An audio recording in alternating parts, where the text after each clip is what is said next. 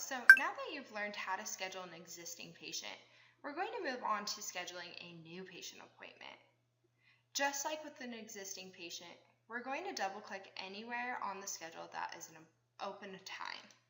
So I'm going to double click, and again it pulls up our patient search criteria box. Now, anytime a patient calls in to schedule as a new patient, you always want to search for them in our records anyways. We've been open for a really long time, and sometimes a patient came in, let's say 5 or more years ago, and they came in just once, and they totally forgot about it after. And then they call in to schedule their new appointment, and they're like, no, I've never been there before, and then we end up creating a whole new file for them. What ends up happening is we have 2 files, and it gets kind of confusing. So long story short, just always make sure to search for new patients in our records anyways. So the first thing I would ask for again is the patient's date of birth. So let's say our new patient's date of birth is February 7th, 1996. So we're going to enter that into our search box. Now, we're going to ask for the patient's first and last name.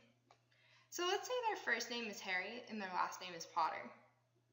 We don't see a Harry Potter anywhere in our patients, so we can now schedule them as a new patient. So we're going to come down to New Patient, and this is going to open up the Enter New Patient Information box. We already know their first and last name because we asked them for it when we searched for them in our records. So we're going to enter the last name, Potter. First name is Harry. Now, we want to ask them what the best phone number to reach them at is. So let's say it's 801-747-8000.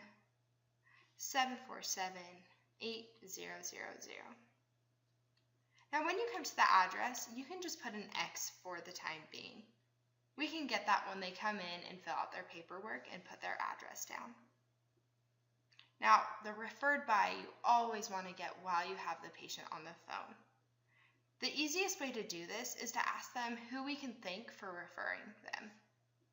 So let's say Harry says he heard about us from his insurance carrier. This is the best case scenario because then they're going to answer for you who their insurance carrier is. So let's come down to doctor/other and hit OK. We would then ask who their insurance carrier is. So let's say it's Dental Select. You can either search by the name and hit the double arrows, or you can scroll down until you find it. So as you can see, under this search criteria, we have doctor's offices, insurance companies. Let's see, we have Google available on here as well. If we had selected patient rather than the doctor/other, that would be if they were referred by a patient of record. So I found Dental Select, and I'm going to hit OK. Now that is entered in who this patient was referred by. Once we hit OK, that's going to create the appointment for us. The first thing that we have to change in the appointment is the provider. This is the ID that affects the color of the appointment, and it must match either the provider that they are seeing or what kind of patient they are. So anytime you have a new patient, the ID is going to be new P.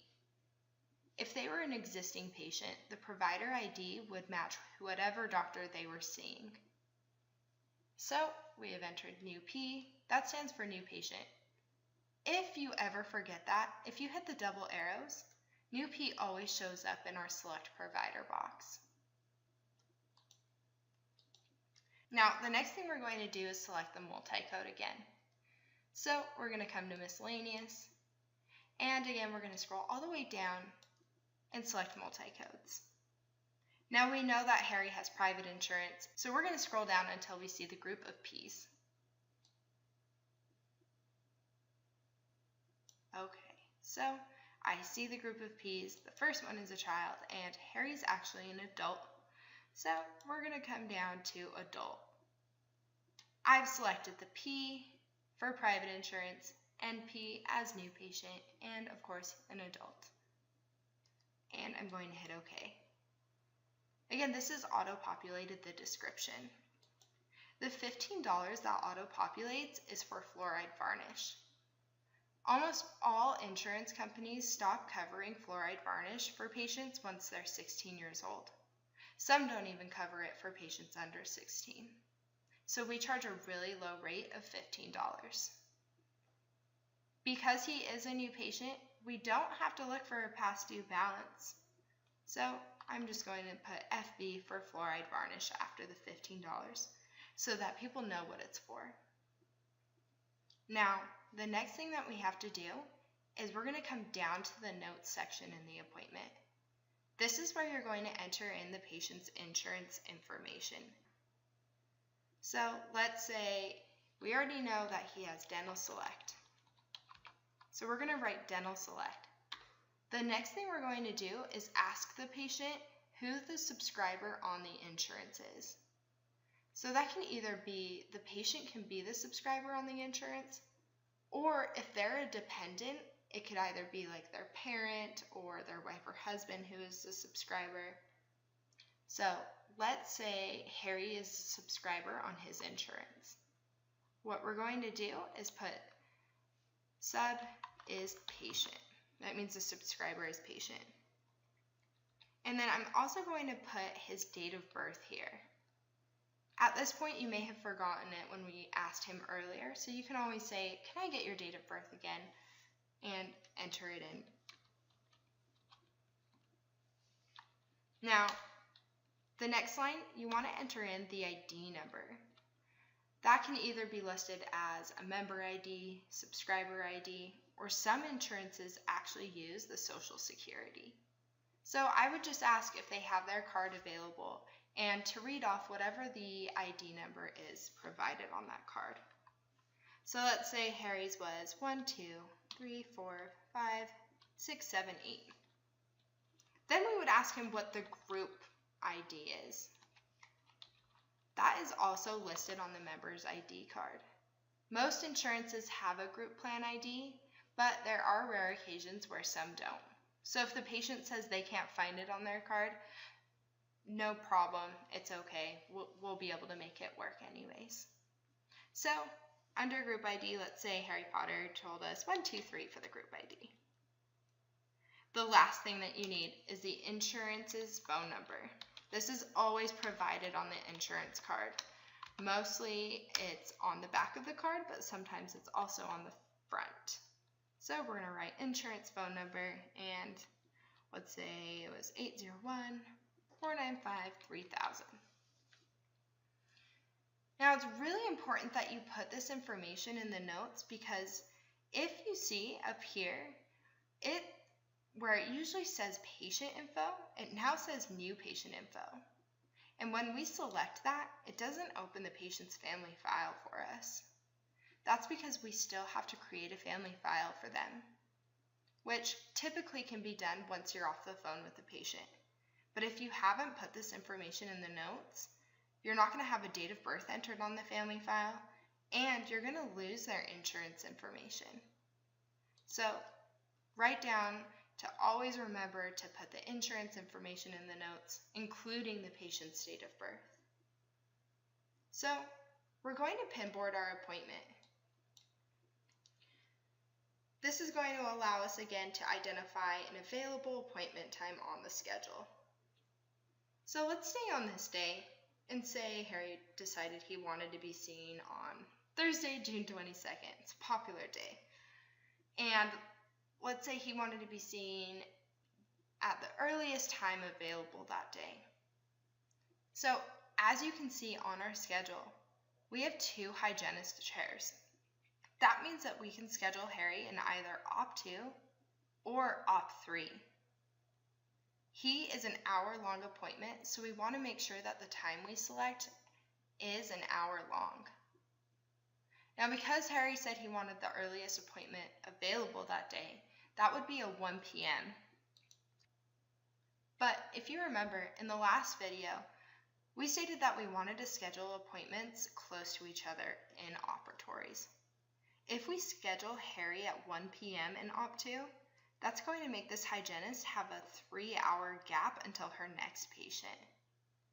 So Because there's a patient scheduled in OP3 at 1:20 p.m., I would offer the 2 p.m. in OP3 to Harry. So let's say Harry said that was okay. Again, we're going to drag that appointment and put it in the 2 p.m. slot in OP3.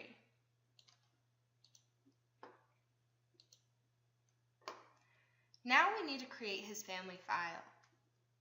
So we're going to come up to the Family File tab and select that. It's going to open the last family file that you had open for an existing patient. That's okay. Just come up to File and select New Patient with Appointment, and it's already going to have the Create New Family selected for you. So all you have to do is hit OK. This is going to auto-populate the information we have already entered in for Harry, and we're just going to have to go through and enter in some additional things. So as you can see, we have his first name and last name. The next thing we want to make sure is that the patient is entered in as a patient, that his sex is correct, so he is a male, and that his marital status is correct. We actually don't know whether Harry is single or married, and that's okay. We can wait until he comes in and fills out his paperwork to change it if needed. The most vital time to change this is when you're entering in a patient that is a child. We don't want the child to be listed as single. So you would come down and select child instead. But we're just going to leave Harry's at single for now. Now, remember how I said we wanted to make sure to put that date of birth in the notes? At this point, I've already forgotten what the date of birth was. So I'm super happy that I remembered to put it in the notes. So we're going to come back to the appointment and double click. And I can see here 2/7 of 1996 is his date of birth. So if I select the family file again, I'm going to come back and enter that date of birth in. Now, we are going to enter in the address and email address at the time of the appointment when they fill out their paperwork. The next thing that we want to do is change the provider ID. As you can see, it has auto-populated the provider ID to new patient. That's because we put new patient as a provider ID in the appointment, which is correct. But the family file provider ID needs to match the provider that they are being scheduled with. So let's go back to our appointment book view to see who we scheduled Harry with. So I'm going to come back over here and select OK. If you look in the blocks, they list what doctor is being scheduled that day. So this day is Dr. Hamblin. His name is in every block. That means we're going to enter in Dr. Hamblin's ID in Harry's family file. So we're going to come up to the double arrows, and we're going to type in Ham under last name and hit the double arrows. So we now have Dr. Hamblin's ID, and it is the correct clinic, CDP SSL. So I'm going to select that and press OK. I also want to make sure that the clinic is correct. It is under CDP SSL. So now that we have entered in all the patient's information, we're going to hit OK. So as you can see, we now have his phone number in there.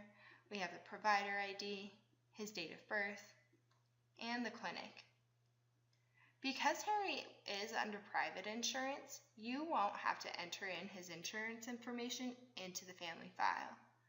The biller will do that. But you do want to change the bill type on the family file to match the insurance that he has. So, because Harry has private insurance, we're going to change this bill type to 3. So it'll always auto-populate to 1. So no matter what, when you create a new family file for a patient, you're going to have to change it. So because Harry has private, we're selecting 3. If he had Medicaid, we would come down to 11 and select 11. So those are the two that you need to remember. 3 is for private insurance, 11 is for Medicaid. And that's for the bill type on the family file. So I'm going to select OK, and we can now see that the bill type is 3. So we've created Harry's family file and entered in all of his insurance information. The last thing that you have to do is put all of that insurance information on an insurance breakdown form. Now, typically in office, these insurance breakdown forms are already printed out and located behind the computer screens. But just for this video purpose, I pulled mine up on Quick Access to show you what it looks like. So I'm going to come down to my Word document and pull up that insurance breakdown. I highlighted all of the points that you will need to fill out as the scheduler. So you're going to enter in today's date and the patient's appointment date. So today would be June 6, 2017, and the appointment date would be June 21st, 2017. Then we're going to come down and we're going to put Harry's name under patient name and his date of birth. Then under the subscriber, all you're going to do is put patient so that the biller knows the patient is the subscriber. Then you're going to come down and enter the insurance company name, which was Dental Select, their phone number, and the patient's ID number and group number.